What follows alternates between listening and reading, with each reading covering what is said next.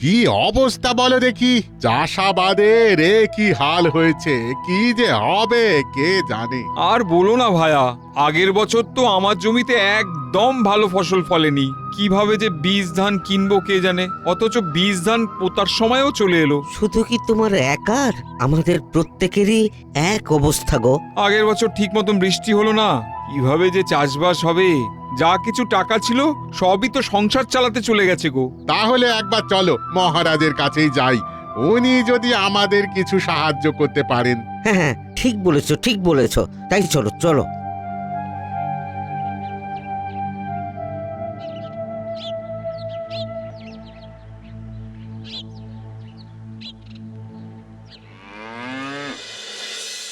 ওরে বাবা রে বাবা, সকাল থেকে ঘরে বাইরে করছি, এই নিয়ে 5বার হয়ে গেল।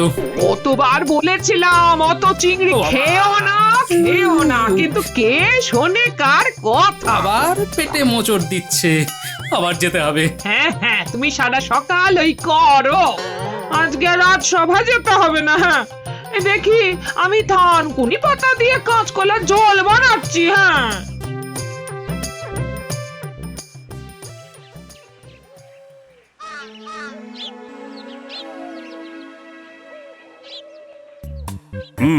আমাদের আজকে সভা শুরু করা হোক। সবার প্রথমে আমি গ্রামের মানুষদের সমস্যা শুনে নিতে চাই। বলো বলো, তোমরা কি বলতে চাও? প্রণাম মহারাজ। হ্যাঁ বলো তো পুঁটির বাবা, কি বলতে চাও তুমি? আর দুঃখের কথা কি বলি মহারাজ, আপনি তো আমাদের হর্তাকর্তা বিধাতা, আপনাকে যে না বললেই নয়। আহা, আরে তোমাদের সুখ দুঃখের দায়ভার তো আমারই।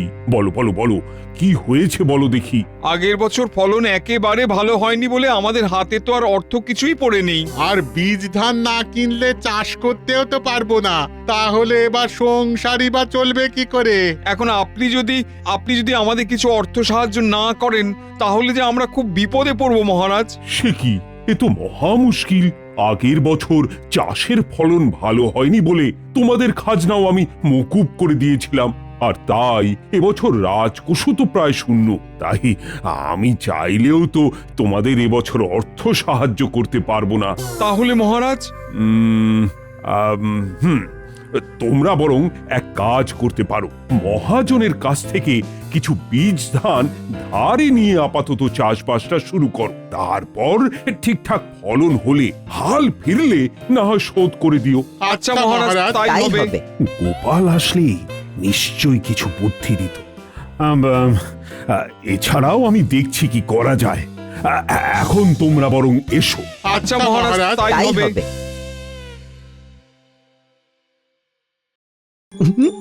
এই পেয়েছি সুযোগ, এখন মহারাজও সাহায্য করবেন না, আর চাষিদের অবস্থাও করুন। এই সুযোগেরই তো সদ্ব্যবহার করে আসল দাঁওটা মারতে হবে।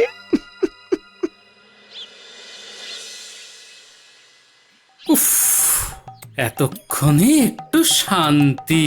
দেখলে তো কাঁচকলা থানকুনি ঝোলের মহিমা।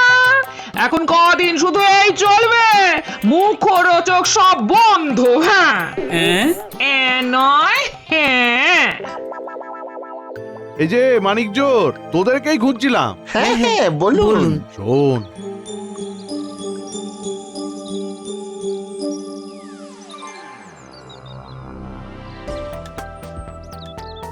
কি হে মহাজন, বীজ ধান বিক্রি করছো? হ্যাঁ মন্ত্রী মশাই, আমার যা কাজ তাই করছি। এইবার তো চাষিরা আসবে তোমার কাছে বীজ ধান কিনতে। আসবে বলে আমার তো মনে হয় না মন্ত্রী মশাই। এইবার ফলনের যা অবস্থা, ওই বীজ ধান কেনার টাকা কোথা থেকে পাবে বলুন তো? হ্যাঁ আরে আসবে আসবে, বীজ ধান না কিনলে পরের বছরের শস্য উৎপাদন হবে কিভাবে? তাহলে তো তোমার ট্যাগ ভালোই গরম হবে, কি বলো? তা মন্ত্রী মশাই, আপনাদের দয়ায় এই যতটুকু উপার্জন হয় তাতেই চালাতে হয়। কিন্তু এবার তোমায় তো চালাতে দেব না, চালাবো আমরা। আপনারা মানে? সেটা এক্ষুনি বুঝতে পারবে। এই বটা ঘটা, দাঁড়িয়ে আছিস কেন? দড়িটা বের কর জলদি।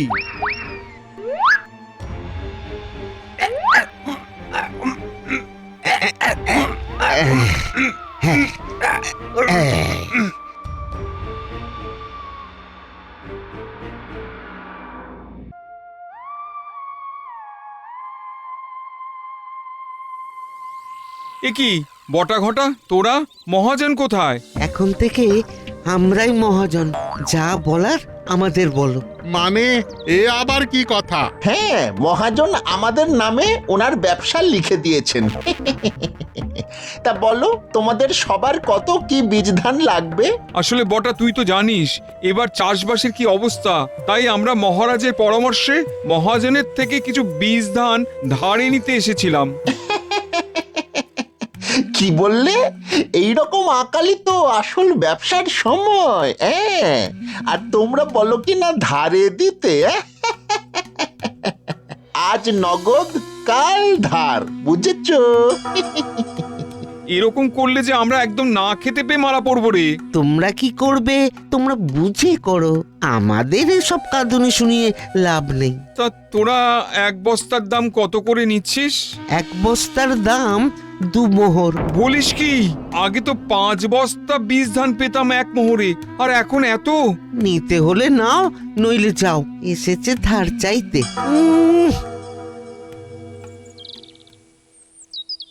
কি করা যায় বলো দেখি? এবার কি সত্যি সত্যি আমরা না খেতে পেয়ে মরবো?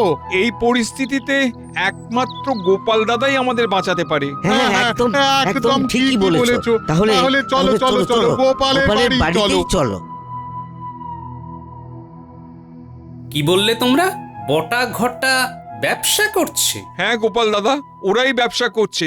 মহাজন নেই, শুনলাম নাকি মহাজন ওদেরকে ব্যবসাপত্র লিখে দিয়েছে। ব্যাপারটা তো মোটেই সুবিধের লাগছে না। বটা ঘটা তো একা একা কিছু করতে পারবে না, নিশ্চয়ই এর পেছনে বেটা মন্ত্রীর হাত আছে। বটা ঘটাকে সামনে রেখে পেছনে থেকে ষড়যন্ত্র করছে। কিন্তু বীজ ধান তো কিনতেই হবে। গোপাল, কিছু একটা ব্যবস্থা করো, তুমি শেষ আশা ভরসা আমাদের। ওহো, একটু ভাবতে দাও। একটা বুদ্ধি এসেছে, শোনো। সবাই ভালোভাবে বুঝেছো? হ্যাঁ। দাঁড়াও, এটা নিয়ে যাও, আর আপাতত যেমন বললাম সেই মতো কাজ করো। আর পুঁটির বাবা, তুমি আবার ঠিক 2 দিন পর আমার সাথে এসে এই সময় দেখা করবে, কেমন? আচ্ছা গোপাল দাদা, আসি তবে। কিন্তু মহাজন গেল কোথায়? আমি মোহর নিয়ে এসছি, এবার তো বীজ ধান দে। এই তো পথে এসেছো। তা বলো, কত কি মোহর এনেছো? একটা আপাতত নিয়ে এসেছি। একটাতে তো 1 বস্তা ধান হবে না, 2টো মোহর নিয়ে এলে না হয় 1 বস্তা দেওয়া যেত। এতে তো মাত্র অর্ধেক বস্তা ধান হবে। হ্যাঁ, আরো অনেক আছে, তুই না হয় আপাতত অর্ধেক বস্তাই দে। আরো অনেক আছে মানে? কাউকে বলিস না। আসলে বাড়ির পেছন দিকে মাটি খুঁড়তে গিয়ে দেখি 1 ঘড়া মোহর। আমি তো গরিব মানুষ, এই দিয়েই ঠিক করেছি বীজ ধান কিনে চাষ করে এবছরটা চালাবো। কালকে তোমাদের কাছে টাকা ছিল না, আর আজকেই মোহর চলে এলো। এমন আকালের সময় ভগবানই আমাকে রক্ষা করলেন। জয়, সবই ঈশ্বরের কৃপা। তো এই নাও।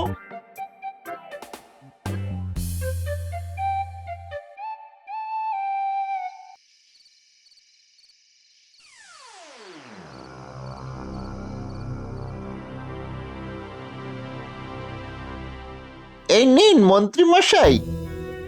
আজ এই একটা মোহর আমদানি হলো? হ্যাঁ মন্ত্রী মশাই, তবে একটা সুখবর আছে। কি রে? হ্যাঁ, পুঁটের বাবা বাড়ির পিছন থেকে 1 ঘড়া মোহর পেয়েছে। বলিস কি রে? এই তো মেঘনা চাইতেই জল রে। তা যা বলেছেন মন্ত্রী মশাই, তাই কাল 1 ঘড়া মোহর আমদানি হতে চলেছে। আচ্ছা, বেশ বেশ বেশ। এখন তোরা যা যা। শুনছো, কতদিন হয়ে গেল তুমি আমায় আর নতুন কোনো গয়না করিয়ে দাওনি বলো তো? আহা রাগ করছো কেন? শেষ কবে আমায় নতুন গয়না গড়িয়ে দিয়েছো সে খেয়াল আছে? আরে গিন্নি গিন্নি, তুমি চিন্তা করছো কেন? একটু অপেক্ষা করো, কদিনের মধ্যে তোমায় একটা দারুণ সীতাহার গড়িয়ে দেব। রোজগার কি আর আমি আমার একার জন্য করি গিন্নি? আমি অত শত জানি না, আমার খুব শিগগিরই একটা সীতাহার চাই, এই আমি বলে দিলাম। আচ্ছা বাবা আচ্ছা, আমি আমি কালই গিয়ে গয়না গড়তে দিয়ে আসছি।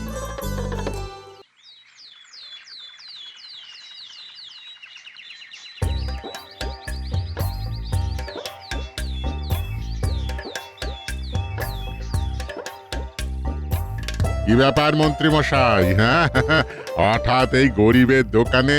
এই একটা দরকারে এসেছি, তাড়াতাড়ি দেখে বলতো এটা আসল মোহর না নকল মোহর? হ্যাঁ মন্ত্রী মশাই, এটা একদম আসল সোনার মোহর। আচ্ছা বেশ বেশ বেশ, কাল অতগুলো মোহর আমদানি হবে ভেবেই তো আমার আনন্দে নাচতে ইচ্ছে করছে। শোন, সবচেয়ে ভালো নকশা দিয়ে একটা মোটা দেখে সীতাহার গড়িয়ে রাখিস তো, যে আজ্ঞে মন্ত্রী মশাই। এতে যেন কোনো খাদ না থাকে। কি যে বলেন মন্ত্রী মশাই, আমার ঘরে কটা মাথা আছে? তা ঠিক বলেছ, এ রাজ্যের মন্ত্রীর বউয়ের গয়না বলে কথা। এ রাজ্যে কার ঘরে কটা মাথা আছে যে খাদ মেশাবে? ঠিক আছে, এখন এলাম, হার যেন ঠিক সময় হয়ে যায়। আচ্ছা, করে দিচ্ছি। গোপাল দাদু জানো কি হয়েছে? কি হয়েছে রে? আমরা যখন লুকোচুরি খেলছিলাম আমি লুকিয়েছিলাম মন্ত্রী মশাইয়ের বাড়ির পিছনে। তারপর জানো কি দেখলাম? কি দেখেছিস রে? ছেড়ে দাও ছেড়ে দাও ছেড়ে দাও, আমি আমি আমি বলছি। এত সহজে তো তোমায় ছেড়ে দেব না বাছাধন, আগে আমার কার্যসিদ্ধি হোক। দেখুন দেখুন মন্ত্রী মশাই, আমি আমি সৎ পথে ব্যবসা করে খাই। আপনি আপনি আমার সাথে কেন অকারণে এরকম করছেন মন্ত্রী মশাই?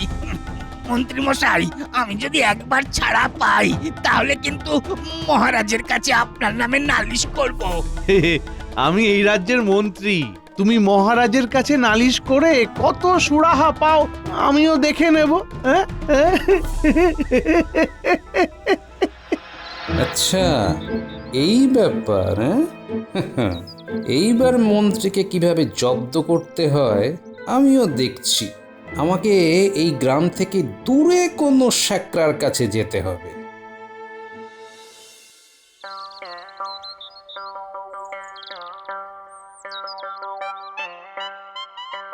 শোনো ভাইয়া, এই লোহার কয়েনগুলোকে সোনার জল করে দাও দেখি, আমার আজকের মধ্যেই লাগবে।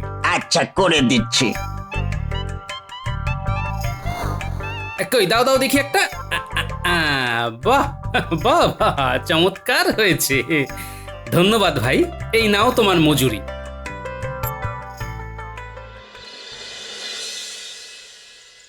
কই গো গোপাল দাদা, এসে গেছি। এসে গেছো? তোমার অপেক্ষাতেই ছিলাম গো, দাঁড়াও একটু। এই নাও পুটির বাবা, এরপরে যা বলেছি মনে আছে তো? হ্যাঁ গোপাল দাদা, সব মনে আছে। বেশ বেশ, তাহলে আর দেরি করো না, বেরিয়ে পড়ো।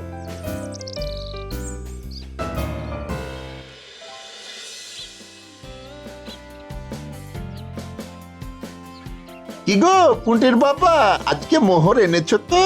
হ্যাঁ রে বটা, আজকেও নিয়ে এসেছি। তা ভালো, বলো তাহলে তুমি ক বস্তা বীজ ধান নেবে? দেখ, আমি তো জানি না এক ঘোড়া মোহরে ক বস্তা বীজ ধান হবে, তুই দেখে আমার হিসেব করে দে। আচ্ছা, হ্যাঁ, এতে কমপক্ষে 20 বস্তা বীজ ধান হবে। আচ্ছা, তাই দিয়ে দে।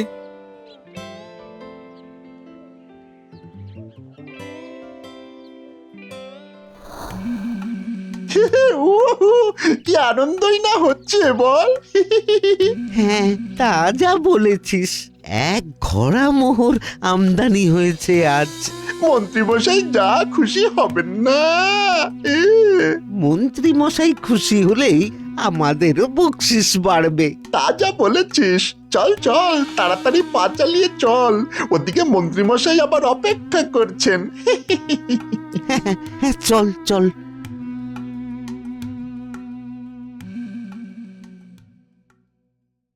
তোরা তোরা এতক্ষণ এলি, আমি কখন থেকে তোদের জন্য অপেক্ষা করে মরছি। দাঁড়ান দাঁড়ান মন্ত্রীমশাই, 20 বস্তা বীজ ধান দিতেও তো সময় লাগে। হ্যাঁ, আমার আর সয় না রে, আমার আর সয় না। কই দেখি দেখি দেখি দেখি ঘরটা দেখি। এই নিন মন্ত্রী মশাই। আরে বাস, করেছিস কি? হ্যাঁ, এই এক ঘোড়া মোহর এই আকালের সময় রোজগার করাটা কি চারটিখানি কথা রে? উহু। তা যা বলেছেন মন্ত্রীমশাই। আরে মাঝে মাঝে তো আমার নিজের বুদ্ধির জন্য নিজেকেই পুরস্কার দিতে ইচ্ছা করে। এবার আমাদের বকশিসটা। তোরা বেটা জ্বালিয়ে খেলি। যা যা, এবার তোরা যা তো, যা। যাই, এরপর শ্যাকরার দোকানে যাই, গিন্নির গয়নার খবর নিয়ে আসি। কি হে ভায়া, আমার গিন্নির সীতাহারটার কি খবর? ঠিক মতো তৈরি করেছে তো? এই যে মন্ত্রীমশাই তৈরি হয়ে গেছে, দেখুন। এই দিন দেখুন দেখুন। আরে এ তো দারুণ হয়েছে। আমি তোমার কাজে খুব খুশি হয়েছি। এর জন্য তোমায় আলাদা করে বকশিস দেব। আপনাদের খুশি করাই তো আমার কাজ মন্ত্রীমশাই।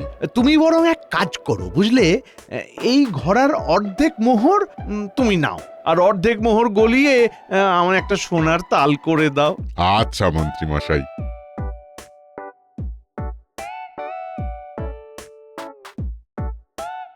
সোনার দাম কখন বাড়ে কখন কমে, তাই মোহরগুলো গলিয়ে একটা সোনার তাল করে রাখাই ভালো।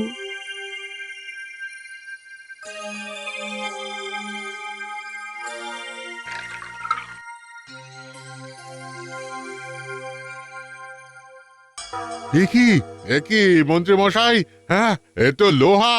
দেখুন দেখুন দেখুন দেখুন। এ কি? আমি কি দেখছি? এই তো সোনা গলে লোহা বেরিয়ে যাচ্ছে। হায় হায় হায় হায় হায়, আমার সাথে কি হলো? হায় হায় হায় হায় হায়। ষড়যন্ত্র, ষড়যন্ত্র, আমার বিরুদ্ধে গভীর ষড়যন্ত্র করা হয়েছে। কুটির বাবার এত বড় সাহস যে আমাকে এইভাবে ঠকায়। হ্যাঁ, এ নিশ্চয়ই গোপালের কাজ, এ নিশ্চয়ই গোপালের কাজ।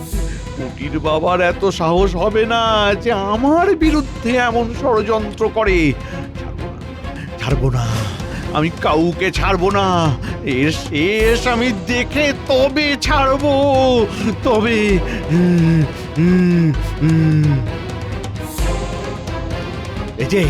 এই যে গোপাল, হ্যাঁ, তোমার এত বড় সাহস, তুমি আমার বিরুদ্ধে এমন চক্রান্ত করো। তোমার এতটুকু ভয় নেই গোপাল? কি বললেন মন্ত্রী মশাই? চক্রান্ত? হ্যাঁ, তুমি আমার বিরুদ্ধে এত বড় চক্রান্ত করলে কি করে? তোমায় আমি ছাড়বো না, তোমায় আমি ছাড়বো না। তোমাকে আমি দেখিয়ে ছাড়বো যে কত ধানে কত চাল। ও, তার জন্যই কি আপনি ধান নিয়ে চালবাজি করছেন মন্ত্রী মশাই? কি কি কি বললে? চালবাজি মানে? কিচ্ছু বুঝতে পারছেন না? না, আমি কি বুঝবো? যেখানে আমি কিছুই করিনি সেখানে আমার আলাদা করে বোঝার কি আছে? তাই তো, আপনি কি করেছেন আর কি করেননি সেটা একটু পরেই দেখা যাবে। তুমি কি বলছো গোপাল? আমি তো কিছুই বুঝতে পারছি না। সব বুঝতে পারবেন, আর একটু সবুর করুন। তা মন্ত্রী মশাই, মহাজন কোথায় গেল বলুন তো? মহাজন কোথায় তা আমি কি করে জানবো? ও কি আমার শ্যালক না ভাইরা ভাই যে আমি ওর খবর জানবো? কে কার ভাইরা ভাই আর কে কার শালা একটু পরেই বোঝা যাবে। ছাড়ো তো, ছাড়ো, তোমার বাজে কথা বাদ দাও, আমি তোমার ব্যবস্থা করছি। যাও যাও যাও, নিজের বাড়ি গিয়ে কাঁথা মুড়ি দিয়ে ঘুমোগে যাও, যাও। উফ উফ উফ, জোর বাঁচান, বেঁচে গেছি। বাবারে, আজকেই মহাজনকে অন্য জায়গায় সরিয়ে দিতে হবে, না হলে যা বুঝছি এবার আমি হাতে নাতে ধরা পড়বো, হাতে নাতে।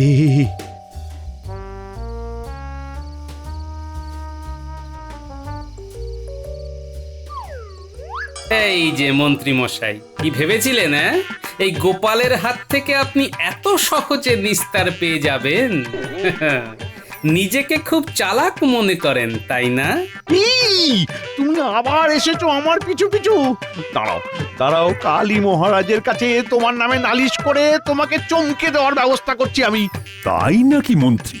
তুমি বুঝি এভাবেই অকারণে সাধারণ মানুষদের নামে আমার কাছে নালিশ করো? কি মহারাজ, আপনি এখানে? একদম আশা করেননি না মন্ত্রী মশাই? হিসেবে একটু ভুল হয়ে গেল। বলুন। এই তুমি তুমি তুমি ঠিক কি বলছো? আমি তো কিছুই বুঝতে পারছি না গোপাল। আপনাকে আর কিচ্ছু বুঝতে হবে না, আমি এক্ষুনি সব বুঝিয়ে দিচ্ছি।